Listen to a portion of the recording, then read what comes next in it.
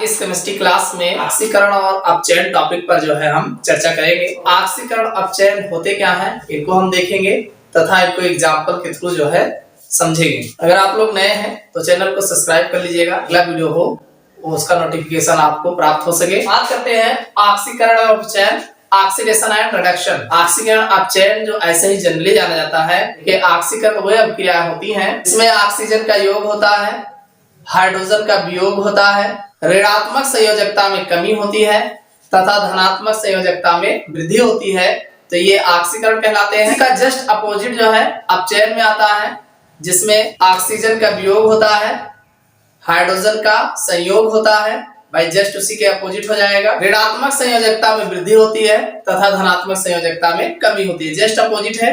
ये देखिए ये सब ऐसे ही जनरल है, इसको आप ऐसे ही जान सकते हैं। बाकी जो एग्जाम में पूछे जाते हैं ऑक्सीकरण अपचयन क्या होते हैं, क्या हम बात करेंगे ऑक्सीडेशन रिडक्शन की जो आधुनिक अवधारणा है, आजकल जो अवधारणाएं चल रही हैं, modern concept of oxidation and reduction. तो इसमें भी दो अवधारणाएं हैं। सबसे पहली अवधारणा की बात करेंगे ऑक्सीकरण अपचयन की इलेक्ट्रॉनिक संकल्पना। हम बात करेंगे ऑक्सीकरण अपचयन की जो है इलेक्ट्रॉनिक संकल्पना। इलेक्ट्रॉनिक संकल्पना के आधार पर ऑक्सीकरण और अपचयन की परिभाषा क्या होती है, electronic concept of oxidation and reduction. तो इसमें हम सबसे पहले ऑक्सीकरण की बात करेंगे। ऑक्सीकरण किसे कहा जाता है इलेक्ट्रॉनिक संकल्पना के आधार। ऑक्सीकरण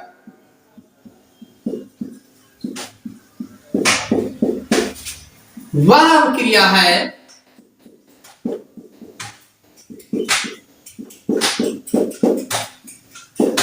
जिसमें कोई परमाणु या आयन एक या एक से अधिक इलेक्ट्रॉन का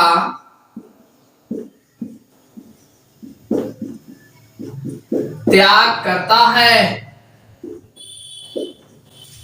यानी ऑक्सीकरण वह प्रक्रिया होती है जिसमें चाहे कोई परमाणु हो या कोई आयन हो, एक या एक से अधिक इलेक्ट्रॉन का त्याग करता है तो वह ऑक्सीकरण अभिक्रिया कहलाती है। भाई ऑक्सीकरण इलेक्ट्रॉन संकल्पना के आधार पर है, तो इलेक्ट्रॉन संकल्पना पे क्या होता है कि इलेक्ट्रॉन जो है रिमूव करेगा, बाहर निकालेगा तो ऑक्सीकरण, और अगर इलेक्ट्रॉन को ग्रहण करेगा तो अपचयन। तो जैसे एग्जांपल अगर देखा जाए इसका, जैसे ये सोडियम परमाणु है, ये अपने में से एक इलेक्ट्रॉन जो है बाहर निकालता है तो इसके ऊपर एक धन आवेश बनता है। ये है सोडियम परमाणु और ये जो बन रहा है सोडियम आयन बन रहा है। इसी तरीके से अगर दूसरे एग्जांपल की बात किया जाए, जैसे Fe है 2+ चार्ज, अब ये जो है एक इलेक्ट्रॉन जो है बाहर निकालेगा तो Fe जो है 3+ चार्ज बनेगा। भाई यहाँ पे 2+ चार्ज है, यहाँ पे 3+ चार्ज है। तो जब किसी परमाणु या आयन में एक या एक से अधिक इलेक्ट्रॉन त्याग करता है और फिर धन आयन बनता है तो यह प्रक्रिया जो है ऑक्सीकरण कहलाती। रिडक्शन, अपचयन की क्या परिभाषा बनेगी, इसी का अपोजिट हो जाए। अपचयन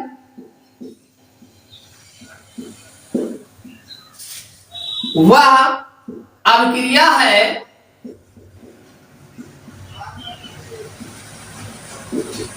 जिसमें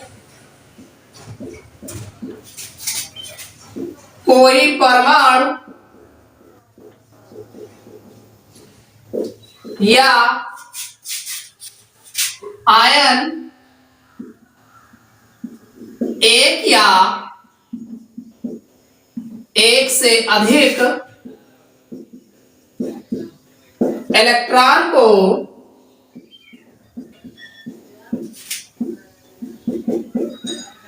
ग्रहण करता है। भाई जब कोई परमाणु या आयन एक या एक से अधिक इलेक्ट्रॉन को ग्रहण करता है तो अपचयन कहलाता है। जैसे एग्जाम्पल की बात किया जाए, जैसे मान लीजिए ये Na है, प्लस चार्ज है। अब ये अगर एक इलेक्ट्रॉन को ग्रहण करता है तो ये Na में बदल जाता है। इसी तरीके से Zn2 प्लस चार्ज है, अगर यह दो इलेक्ट्रॉन ग्रहण करता है तो ये Zn में परिवर्तित हो जाता है। देखिए यहाँ पे क्या हो रहा है, इलेक्ट्रॉन बाहर निकल रहा है तो धन आवेश बन रहा है, तो धन आवेश बढ़ना, इलेक्ट्रॉन भाई बाहर निकलेगा तो ऑक्सीकरण। और यहाँ पे क्या हो रहा है, इलेक्ट्रॉन रिसीव हो रहा है, ग्रहण हो रहा है, ग्रहण कर रहा है, एक्सेप्ट कर रहा है, तो एक्सेप्ट कर रहा है तो यहाँ पे एक पॉजिटिव चार्ज आ गया, जब नेगेटिव चार्ज को लेगा तो ये न्यूट्रलाइज हो जाएगा भाई, इसके आवेश जो है समाप्त हो जाएंगे। चूंकि इलेक्ट्रॉन ग्रहण कर रहा है तो यह क्रिया अपचयन कहलाएगी। इलेक्ट्रॉन संकल्पना के आधार पर इलेक्ट्रॉन निकलेगा तो ऑक्सीकरण, और इलेक्ट्रॉन जब ग्रहण करेगा तो अपचयन कहलाता है। ये तो था इलेक्ट्रॉन संकल्पना के आधार पर ऑक्सीकरण और अपचयन। अब हम देखेंगे ऑक्सीकरण संख्या के आधार पर ऑक्सीकरण और अपचयन किसे। हम बात करेंगे ऑक्सीकरण संख्या के आधार पर ऑक्सीकरण और अपचयन की परिभाषा। सबसे पहले ऑक्सीकरण,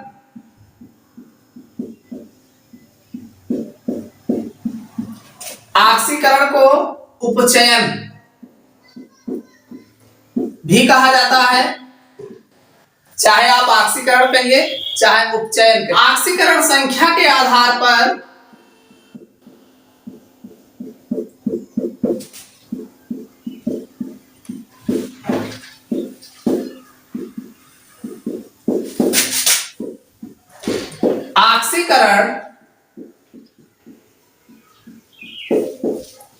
ऑक्सीकरण वह क्रिया है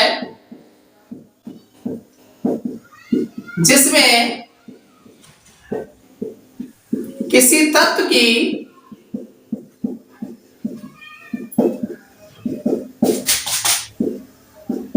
ऑक्सीकरण संख्या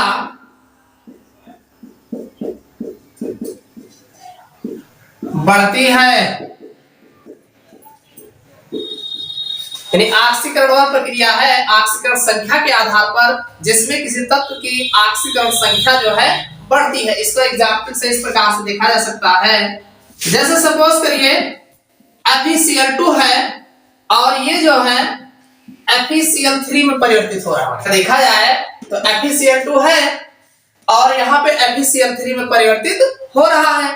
तो अब इसकी अगर हम ऑक्सीकरण संख्या देखें तो ये +2 है, और यहाँ पे अगर Fe की ऑक्सीकरण संख्या देखें तो +3 है। भाई यहाँ पे Fe की जो ऑक्सीकरण संख्या है +2 है और यहाँ पर Fe की ऑक्सीकरण संख्या +3 है, तो आगे 2 है बाद में 3 है, यानी ऑक्सीकरण संख्या बढ़ गई। यानी आवेशों की इनके ऊपर जो ऑक्सीकरण संख्या है, ऊपर जो आवेश दिख रहा है बढ़ गया।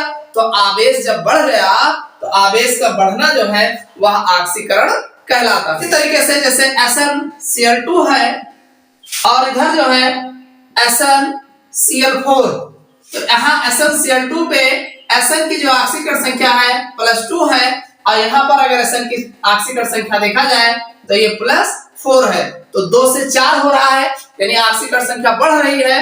तो संख्या बढ़ने के कारण ही ये जो है ऑक्सीकरण क्रिया कहलाएगी। इसी तरीके से अपचयन, अपचयन को अवकरण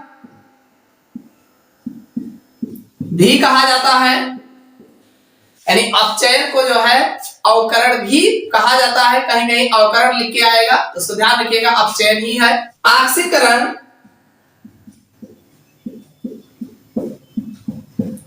संख्या के आधार पर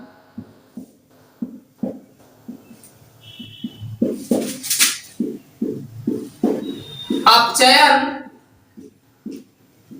वह प्रक्रिया है जिसमें किसी तत्व की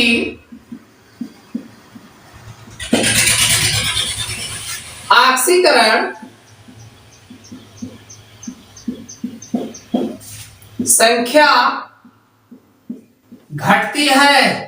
यानी अगर हम अपचयन की परिभाषा देखें ऑक्सीकरण संख्या के आधार पर, तो किसी तत्व की जो ऑक्सीकरण संख्या होती है वो अगर घट जाती है तो वह जो है अपचयन कहलाता है। जैसे एग्जाम्पल अगर देखा जाए, जैसे यहाँ पे Cl2 है और फिर जो है ये Cl नेगेटिव चार्ज में परिवर्तित हो रहा है। तो यहाँ पे अगर Cl2 की ऑक्सीकरण संख्या देखा जाए तो शून्य है।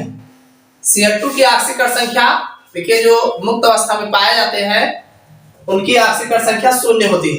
और यहाँ पे अगर देखा जाए तो यहाँ पे -1 है। शून्य से -1 यानी घट रहा है। भाई शून्य था, शून्य से और पीछे जा रहा है तो घट रहा है। तो ये ऑक्सीकरण संख्या जब घट रहा है तो यह जो है अपचयन कहलाता है। दूसरा एग्जाम्पल है HgCl2 परिवर्तित हो रहा है Hg2Cl। HgCl2 है और परिवर्तित हो रहा है Hg2Cl में। तो यहाँ पे अगर Hg की ऑक्सीकरण संख्या देखें तो ये +2 है और यहाँ पर अगर Hg की ऑक्सीकरण संख्या देखें तो +1 है। देखिए Hg2Cl2 है, यहाँ पे अगर देखा जाए तो 2 Hg है 2 Cl है, इसका मतलब HgCl है। और HgCl में अगर देखा जाए तो Hg की जो ऑक्सीकरण संख्या होगी +1 होगी और यहाँ पर अगर देखा जाए तो HgCl2 लिखा है तो यहाँ Hg की जो ऑक्सीकरण संख्या होगा +2 होगा। तो 2 से 1 हो रहा है, यानी 2 से 1 हो रहा है, 1 घट रहा है। तो यह जो है अपचयन कहलाता है। ऑक्सीकरण संख्या के आधार पर अगर किसी तत्व की ऑक्सीकरण संख्या कम होती है, घटती है तो वह अपचयन कहलाता है। रेडॉक्स अभिक्रिया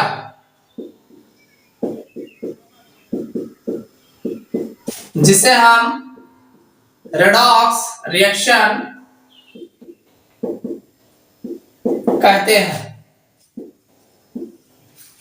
रेडॉक्स अभिक्रिया या रेडॉक्स रिएक्शन कहते हैं। इसी का दूसरा नाम है ऑक्सीकरण अपचयन अभिक्रिया। इसी रेडॉक्स अभिक्रिया को जो है ऑक्सीकरण और अपचयन अभिक्रिया भी कहा जाता है। भाई रेडॉक्स अभिक्रिया को ही ऑक्सीकरण और अपचयन अभिक्रिया भी कहा जाता है, ऑक्सीडेशन एंड रिडक्शन रिएक्शन। देखिए जो रेडॉक्स रिएक्शन होता है इसमें ऑक्सीकरण और अपचयन अभिक्रियाएं दोनों साथ साथ होती है। जब ऑक्सीकरण तथा अपचयन अभिक्रिया दोनों साथ साथ होती हैं तो उसे रेडॉक्स अभिक्रिया कहा जाता है। अर्थात एक पदार्थ इलेक्ट्रॉन का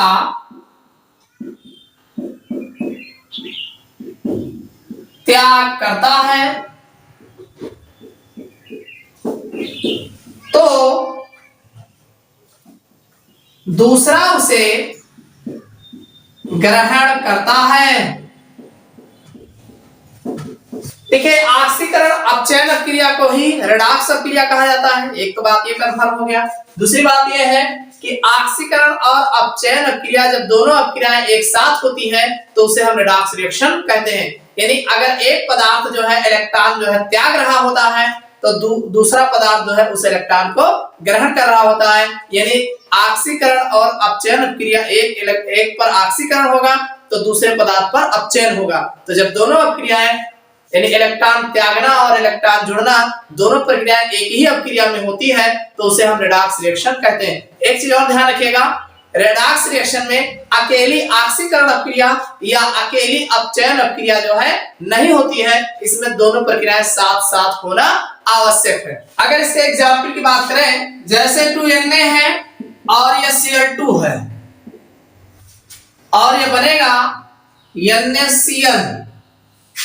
भाई NaCl बनना जो है ये ऑक्सीकरण अपचयन अभिक्रिया साथ। देखिए यहाँ पर Na की जो ऑक्सीकरण संख्या है, Na की ऑक्सीकरण संख्या अगर देखेंगे 0 है और 0 से यहाँ पर ये जो है Na की ऑक्सीकरण संख्या +1 हो रहा है, यानी इलेक्ट्रॉन त्याग कर रहा है तो Na का जो है ऑक्सीकरण हो रहा है।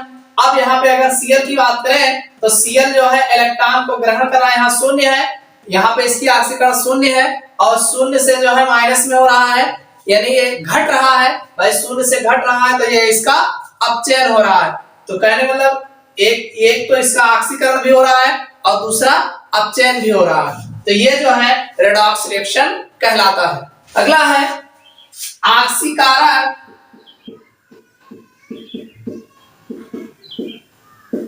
या अपचायक।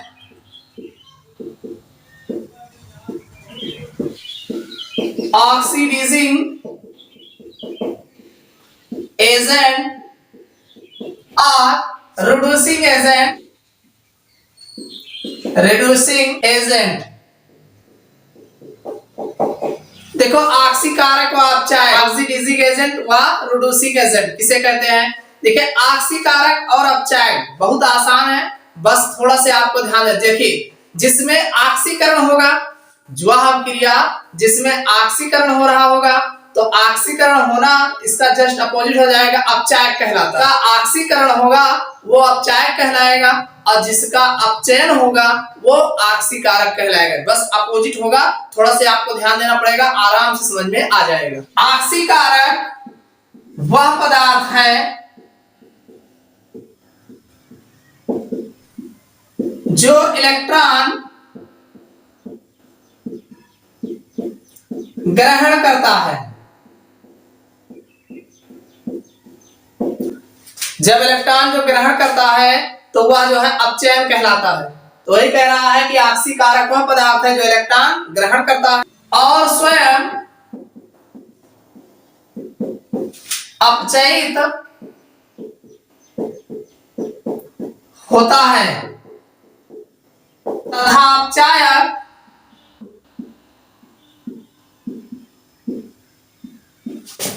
वह पदार्थ है जो इलेक्ट्रॉन का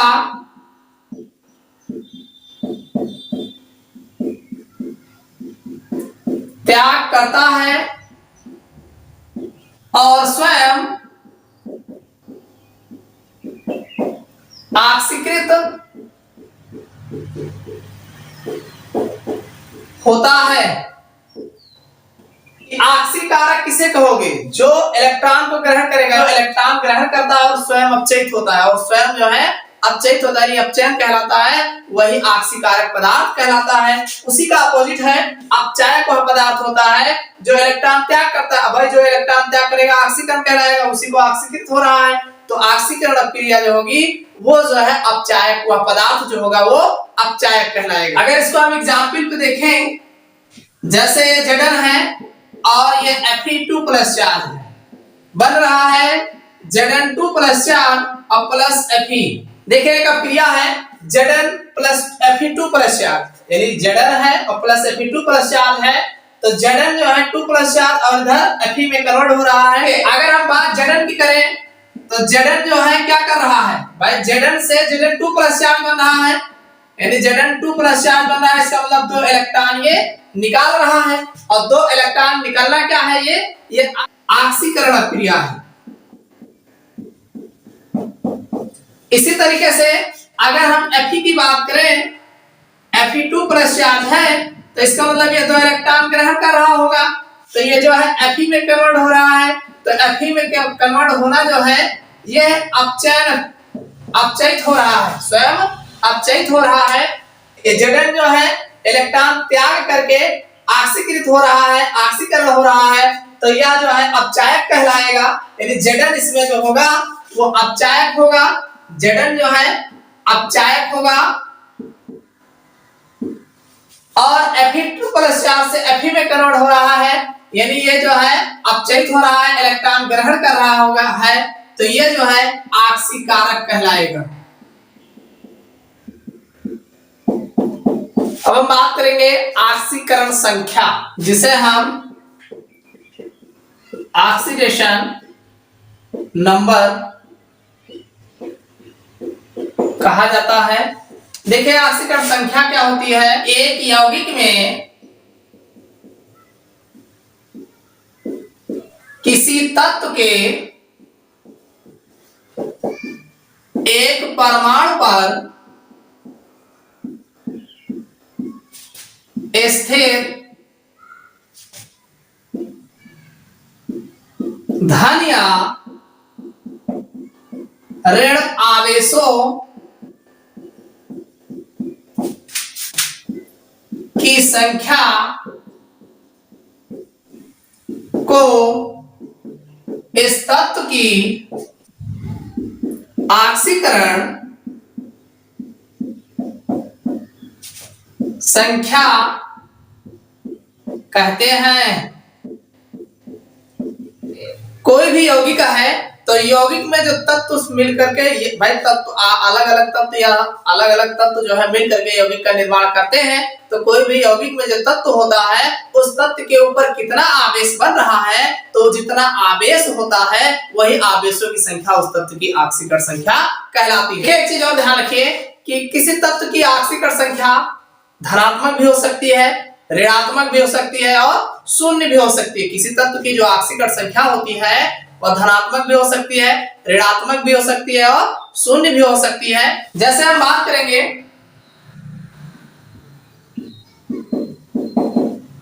हाइड्रोजन की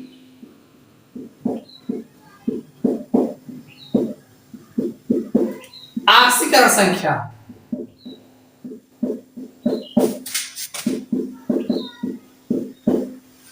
हाइड्रोजन की ऑक्सीकरण संख्या देखिए, हाइड्रोजन में अगर H2 होगा तो इसकी जो ऑक्सीकरण संख्या होगी वो शून्य होगी।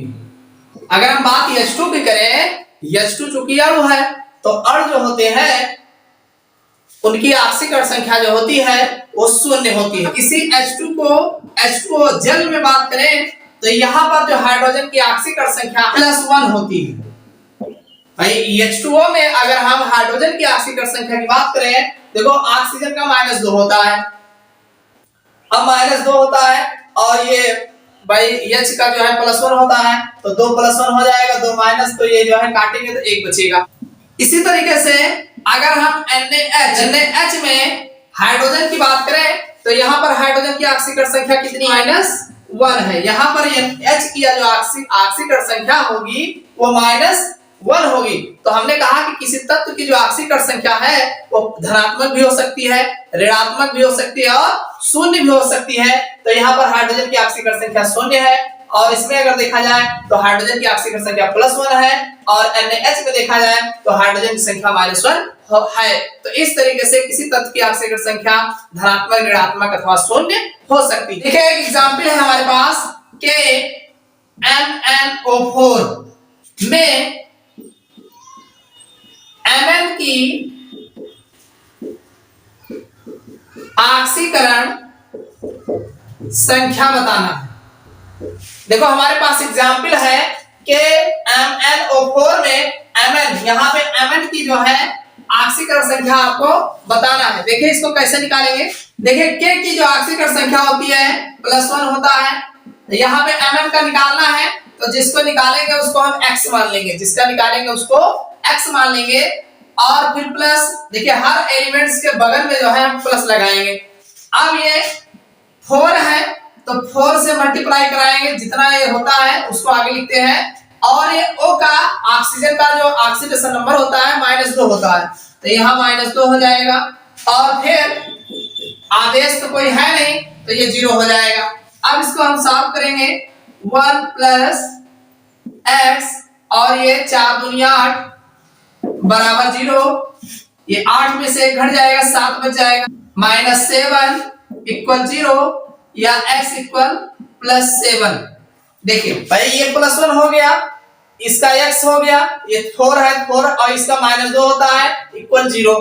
अब इसको ये प्लस में है और ये माइनस में है, 4 दूनी 8 तो 8 में से 1 घट जाएगा तो यहाँ 7 बच जाएगा और इधर 0 है, ये इधर आएगा तो माइनस से प्लस हो जाएगा तो हमने प्लस में लिख दिया, यानी इसका Mn की जो ऑक्सीकरण संख्या होगी वो +7 होगी। तो आपको ऑक्सीकरण संख्या निकालना आ गया होगा। इसी तरीके से और एग्जांपल्स आप करके देखिएगा, नहीं समझ में आएगा तो कमेंट करके बताइएगा, हम आपको जो है निकालने को पुनः बता देंगे। इस वीडियो में बस इतना ही। अच्छा लगा हो, समझ में अगर आ रहा हो तो लाइक करना मत भूलिएगा।